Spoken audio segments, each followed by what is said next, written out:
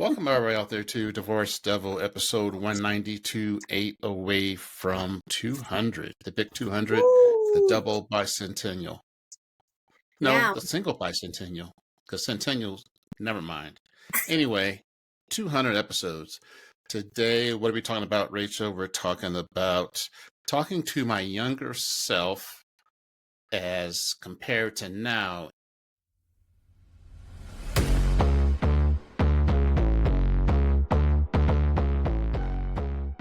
Welcome to the Divorce Devil podcast, a show tailor-made for those stepping out of the divorce recovery space. Follow your hosts, David and Rachel, as they dive into the all-too-familiar shitstorm of the more than interesting end-of-the-road divorce topics, stories, and discussions. While realizing it can be a trying stage, they have been where you are and understand the struggle. And yes, the struggle is real. They know that recovery can be such a clusterfuck. Check out the podcast if you feel like you're juggling chainsaws, then strap in and hold on for some honesty, authenticity, and hard-in-your-face irrefutable truths. This innovative podcast is not for the faint-hearted, so if you can't handle the certain truths, just keep it moving. If you can, welcome to the show. And then, what would I tell myself in order to have a better divorce recovery? That make sense? Yeah, and it's funny, depending on how you and your ex are, I think some people's responses would have been, don't walk down the aisle, right? Maybe do better I'm not with my going back that far. No, but I'm saying if we were to, when you're in a situation like that, you're always like, oh, I shouldn't have done that. But you did it, right? You've been married, you had your thing, you're now going through divorce. I feel like however your relationships before you got married, like the relationship I had before I met my ex-husband was abusive. It was not great. And so he was my knight in shining armor, and he was great until we weren't great. Like, we are better friends than we're spouses. What is that like? I know. And again, I am an enigma. So I know that a lot of people don't have Kudos that. to people that can do that. I know other people that can do that. I know people that are best friends after getting divorced. Yeah, and I think what it is, yeah, that intimate connection that you may have been part of your problem too, is because you take a lot of shit from someone that you're intimate with, right? So depending on how it is, like, it doesn't have to be sexually intimate. It can also be like people that know your past, or people that know your history before you got married, or anything that was traumatic in your life before you got married. Those people already know who you are, and I think what happens too is as you go through this stuff, you're like, I think we've talked about this before too, is I wish I had friends that would have been like, wait, hold on, take a deep breath, do this. Is that really what you want to say? Going through the divorce was what I'm talking about. So too. You wish you would have had some people that were like you now. Yes. And yes. I think what that means is I want friends that are no filter. I want friends that are going to say, girl, no, stop. And am I going to listen? Depending on where I am in my divorce phase, maybe not. But I will remember going, you know what? She told me that. She is my real friend. So then when I come out of the ashes and I start to try to figure out what my new role is, I'm going to go to that person. You know what? You have always been honest with me, and here's how I'm feeling. Here's what's happening. I'm using my hands a lot. Sorry. I think we all want that, and it's really hard to see. It's really hard to find that, especially when you're older in life, because some of my best friends I've only known for 7 or 8 years. And then some of my best friends I've known for 30 some years, 40 some years. And there's different degrees of what they know about me or what I've shared because of our relationships too. And I feel like when you meet somebody new, like when I moved here and making friends, you decide how much of your story you tell someone, right? So the person that I decided was my best friend at the time, I told her everything. And now we're no longer friends. So now I'm like, I'm never telling anybody everything again. So I think there's a lot of zhuzhing, I think we say on the East Coast, that goes along with what I would tell myself as a younger person. I was 45 when I started going through my divorce, but I was like 44 when we were starting to have issues. And my 44-year-old self was, I must be the problem. I have to be the problem. I have to make everybody happy. I'm a caregiver, so I don't want to hurt anybody's feelings. I don't want to say anything because that can come back and bite me in the butt. So now I honestly don't give a fuck. I'm like, Another podcast. no. Do you pay my bills? No. Nope. Is something I said to you God, who told you that? Oh my God, that sounds so familiar. David did. But no, like I feel too, when it comes to relationships, whether it's friendships, work, cohorts, the ex, a new relationship, I think the older that you are, because like, I mean, I can only speak for myself. I was 45 when I got divorced. I feel like you're either established in your life, you have your career, you're thinking about in 10, 15 years, I'm going to retire. What's that going to look like? And do I want to be alone? And how much baggage am I bringing into it? How much am I sharing with people who aren't going to really matter? Because when I retire, I'm going to an island where there's no people. I got a question for you. Yeah. So your 44 and 45th self, could you see this far ahead and say that you were going to be cordial with your ex? No. No way. Like no way. The first 6 months was shut the fuck up. Stop talking to me. Why are you talking to me? Wait, we have no money. Wait, I'm thinking I'm getting divorced and going to be pretty well off because he made a lot of money. I made my own money. And in divorce, we try to make people equal in lifestyle. So if he was making 300 and I'm making 100, that's a really good lifestyle, right? $27 in the bank was reality. So I think what happens too is reality and that vision of everything's going to be roses as soon as you sign the papers. That is a fuck no. That doesn't happen. Yep. No, I can't say 100% it doesn't happen. But a lot of the times you now have another house, another car. And if that person has to buy another house, they're not going to give you as much money because they can't afford to give you that money because they now have another mortgage they have to pay for and vice versa. And the people who make equal amounts of living, you don't get anything from anybody else, right? Yep. You don't get, so now it's one paycheck, one salary is paying for all the things that two salaries paid for. And you're like, oh, wait, we can't go to Lebec Fin? Why? Why can't we go on a cruise? Or why can't we go on a vacation? Oh, because you have $27 in the bank. So I think what happens is people, like you always say, we have unrealistic expectations of what the life is going to be after. And yes, there's a lot of shitty part, but happiness is worth all the struggle that you go through in that. Right? So how would you go about trying to build your new foundation? Once you lean into the pain and feel all the feels, what are some of the things you would tell your young self in order to start that new foundation by yourself? I think what I would tell myself is own your shit. I didn't know my finances. I didn't know all the things that it took to do a household. I knew about our bills, but they were automatically paid out of a paycheck and they were done. And then we had extra money left over. And I knew how much money I spent on groceries and what our car payment was. But I didn't know like all the things like retirement and why my taxes look like they do and all these things. And again, and when I was growing up, we learned all that stuff. Like we had to do accounting and learn how to do your taxes and write a checkbook and do all the things. And like, balancing a budget, like why would I have to? And I think what happens is you either step up to the challenges of being an independent person, right? Because now you're independent, right? You really have to take care of yourself where there was always someone else to maybe lean on or to bounce stuff off of. And equal responsibility for children. So now it's like 100% of the responsibility is 100% of mine when my son is with me. And the same for him. Where like there's some days where I don't feel good and I'm doing 20% and I have my son and I have to make it 100% because I'm by myself. So I think what younger me would say is own your shit. Step up and figure out like human existence, like all the things it takes to get to the next day. Survive. How much gas is, how much money is taken out of your paycheck. Just because you make a certain amount doesn't mean that's how much you're bringing home. And then one of the things that I did was, how do I declare a dependent? And what filing do I need on my taxes? I didn't know any of that because we had an accountant at first and then we didn't. And then, so just all these things that it takes to run a household. I thought I knew until I didn't. And I think what I would do is at 44, when we were starting to have problems, I would have started to save my own. Like I had my own debit card, but it was attached to him. I would have known where my finances are. I would have known like what to expect. Like I would have Googled probably more about what it takes to get divorced. Like, I sign a paper and then I have a hearing?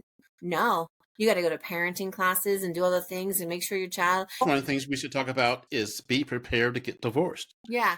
And I thought, figure out the stuff. I think a lot of people we've talked to in the past too is they're not happy, and then they pull the plug. And one of the partners is like, what the hell? What the fuck is happening? Or it's, we should have gotten divorced a long time ago and now we're down this like muddy path and both of us are stuck. We can't leave because financially, who can leave, especially in the economy today? And so you're just hating on each other more and it gets to that resentful spot and you can't talk to each other. And I think what I would tell myself is wake up a little bit and be like, this is my life too. I'm floating through it because I had a partner. But really, and this is going to sound cynical too, and really in life, you're on your own. You're in charge of you, and no one's going to take care of David the way David should take care of David.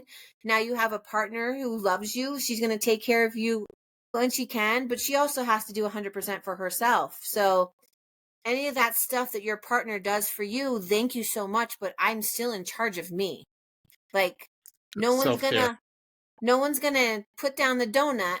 No one's going to prepare the salad and eat the salad but me. Yes, my partner may make dinner one night, but I'm in charge of how much I eat or if I have a dessert after and all things. So it's really, we need to learn that in this world, we are responsible for ourselves and we have to nurture ourselves and take care of us because we really are alone. We come in this world by ourselves and we go out of the world by ourselves too, right? So I think unless you are a whole person and all the care that I think I heard this on one of the like talk shows or something, and it was like, pretend the day you're born, you're given this priceless thing. So say it's you now have to take care of Rachel.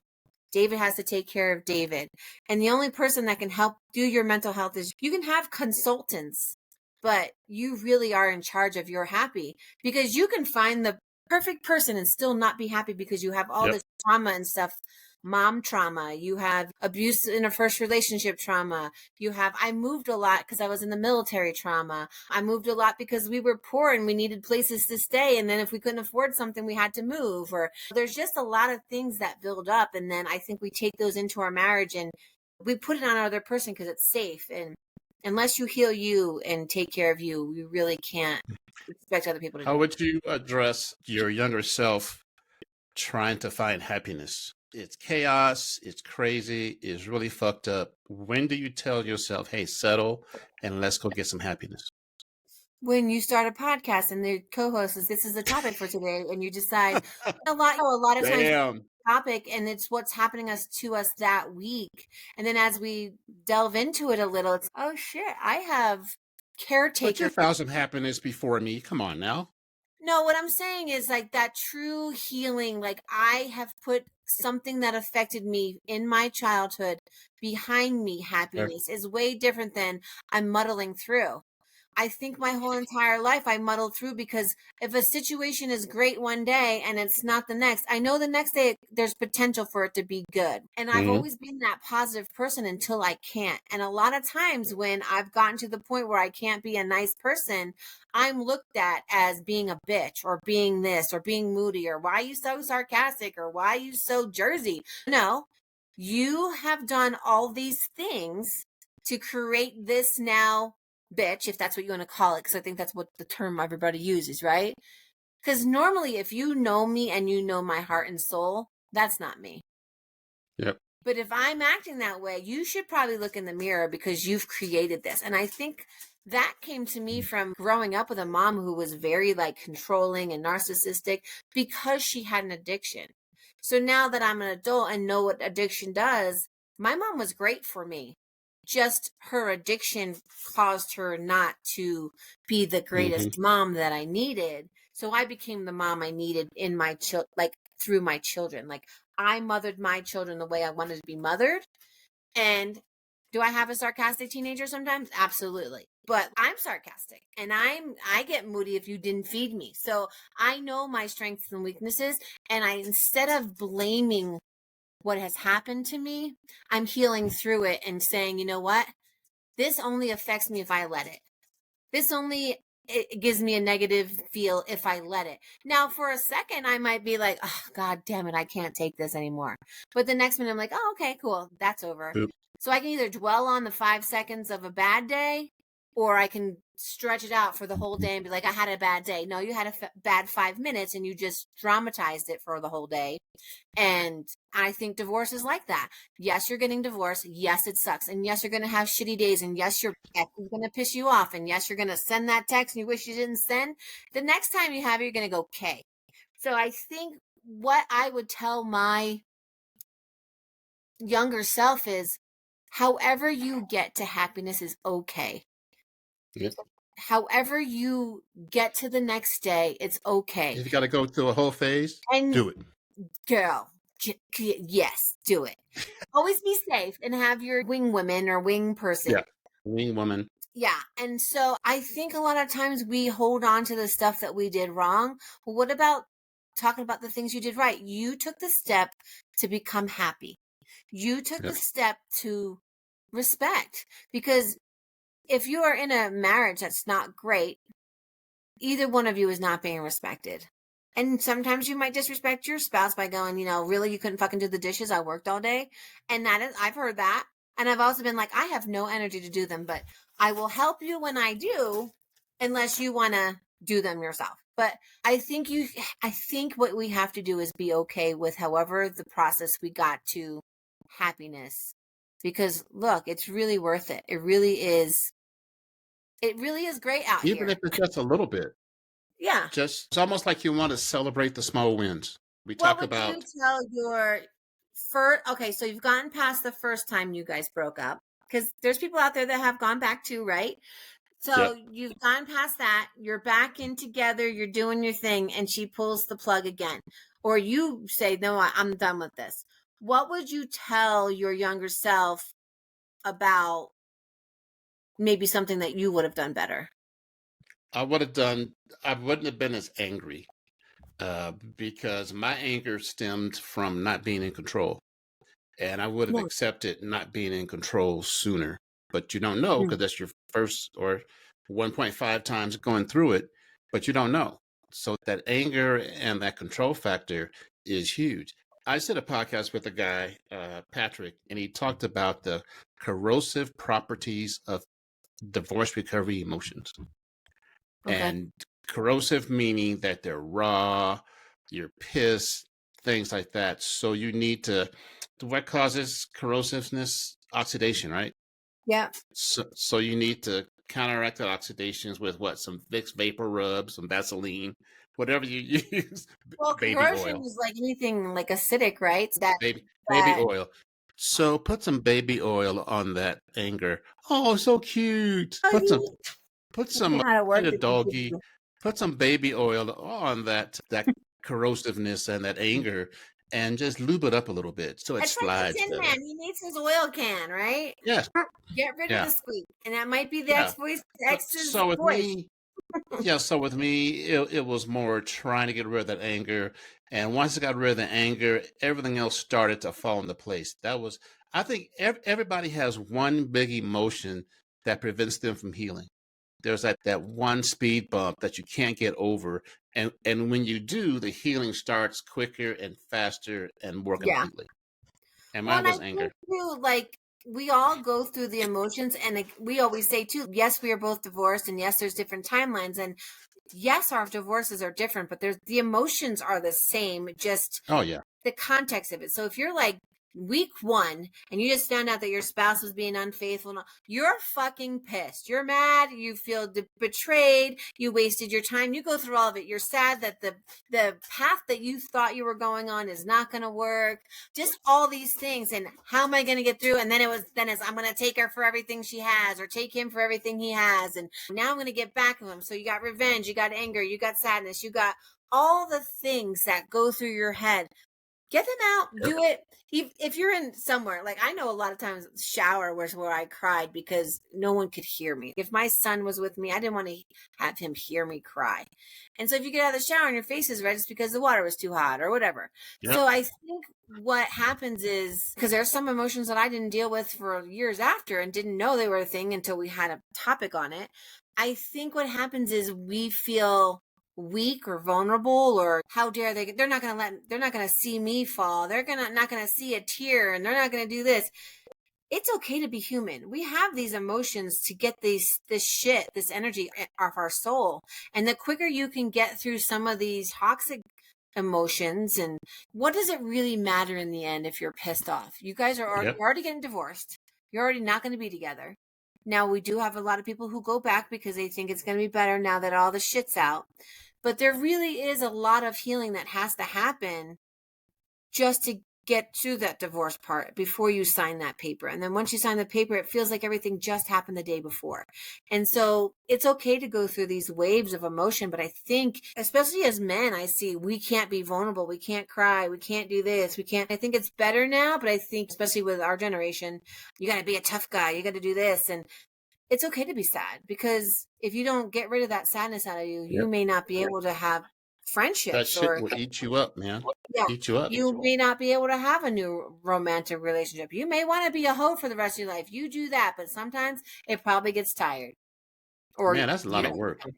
Yeah, having to train another one and another one and another one. The more you've healed, you'll be able to spot someone, if you want to get in a new relationship, that is equally healed or is at the same level of, I don't need any shit. I'm not playing any games. I'm in this for the long run. If you're going to play me or ghost me, whatever, just don't show up. Just don't talk to me. Don't tell me ahead of time. Yeah. And so I think, especially when you're on dating apps, is okay, give me the real shit. Cause if I meet you, I'm a human lie detector.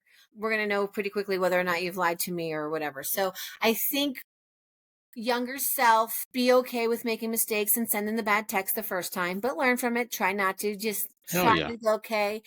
Or, I'm sorry, but that's not going to work for me today, but thanks for asking is a great one. No is a complete sentence. No. Someone asks you something and you don't want to. No, send. That's it. No explanation, no excuse, no nothing. You don't have to give someone else your why. And be okay with saying no to going out because you're tired or you've just been emotional all day. And it's okay to miss out. FOMO is real. I get it. Fear of missing out is a real thing. FOMO will wear your ass out if you're tired. But no, not today. I just need to recoup and get myself together. I did that because of my son. I told you I was drinking too much and going out, and I'd be in freaking Brighton and it's 11 o'clock at night going, okay, when do I need to go home? I need to get up at 7 o'clock in the morning. And so I think anything like when you go back into your childhood and you think of how your childhood was, there's a lot of things that you wish would have happened, but they didn't. And if you as an adult can make those things happen now, like getting out of a relationship that is not healthy for both of you, especially if it's abusive, verbally, physically, mentally, all the things, and you can now find and heal that little kid that may have been abused or neglected and all the things, and maybe find someone that's good for you, and maybe find that partner that brings you up and lifts you up and helps you realize that you're worth your own happiness. There you go. Yeah. All right. What do you got? We're beginning to close it out, baby. Half hour. 24 minutes. Sorry we weren't on for 2 weeks. Yeah. Last week was a shit show with my mom, but sorry about that, guys. But we're back and back with a vengeance. Yeah, and taking care of family is very important, but also knowing you have boundaries, and just because you hasn't always been respected, you can help. But you also have to remember to take care of yourself, David. We tell our listeners all the time, we have to take care of ourselves, and toxic family members can be very draining. Oh, my God. So. Corrosive family members. Yeah. And before I knew we had a topic, because I don't read my emails very well, effort. The effort that you're putting in is very great, but also remember that you may not get that effort back from some people, and it's okay to go. If you put in 100%, you get back 5. It's a win. Yay! Yeah. But you also know boundaries and all things. And I was saying before I knew there was a topic, effort is a really big deal for me this week. And I think how that pertains to this episode is back when I was first going through it, the people who I thought were going to be there put no effort into me because they were friends with both of us, or a lot of people didn't reach out. And then all these other people started reaching out. And I was like, I don't even know who you are. But some of them have become friends and some of them have become blocked because they're stalkers. But but I think effort goes a long way. And when you're going through a divorce, you don't really have a lot of effort other than to take care of yourself. And that's okay. And the people that are going to be there are going to be there whether or not you can give 100%. But as soon as you're able to give 100%, make sure you reciprocate that effort. Because I have friends I don't see for months, but I talk to them every week. Wow. Hey, thinking about your friend, love you, hope everything's okay, hope let's get together soon. And it always is like, then something comes up and their schedule changes and it's really never a good time because everybody's busy.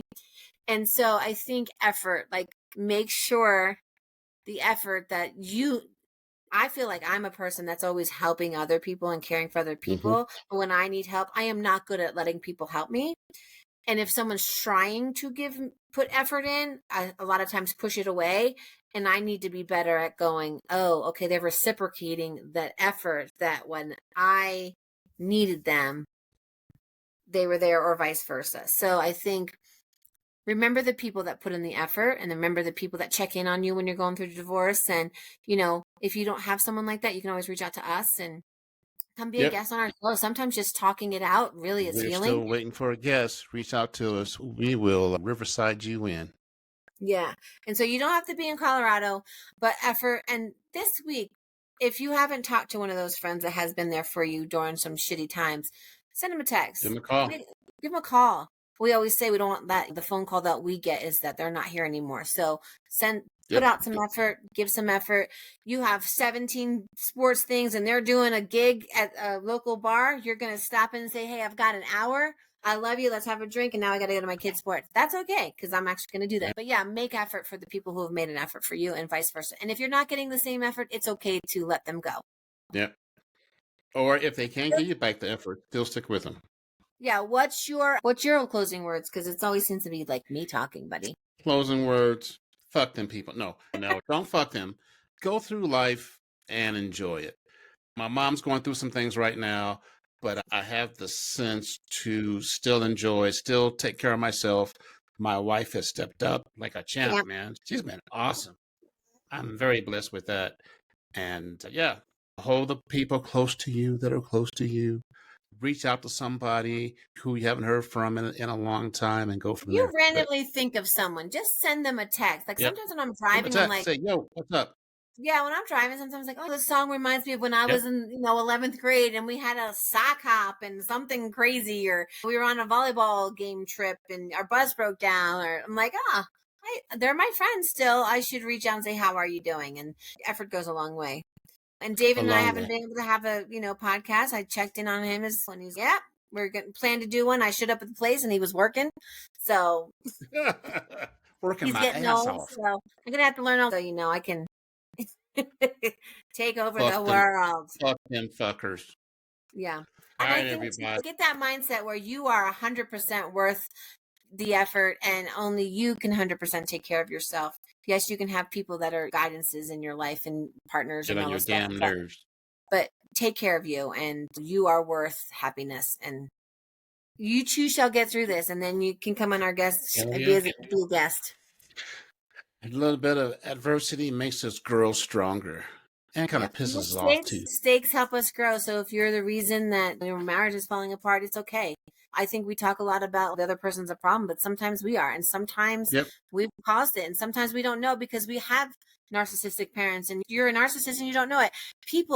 Narcissists may not know that they're a narcissist until you tell them. So be okay telling them. Fact, people. Unbelievable. Shh, don't tell anybody. Wait, hold on. 1 finger forward, 3 back. Yes. Yep. So back. Again, own your shit. You might be a narcissist. You might have been the problem or the reason. I don't want to say problem. You might be the problem. I might be the problem. You might be the problem. But anyway, own it. And then once you own it, you can heal through and be like, maybe I can change. If you decide not to change, that's okay too. Just know that people might start calling you out because of this podcast. All right, everybody. Have a good night. Love you. Love you. Bye. Bye.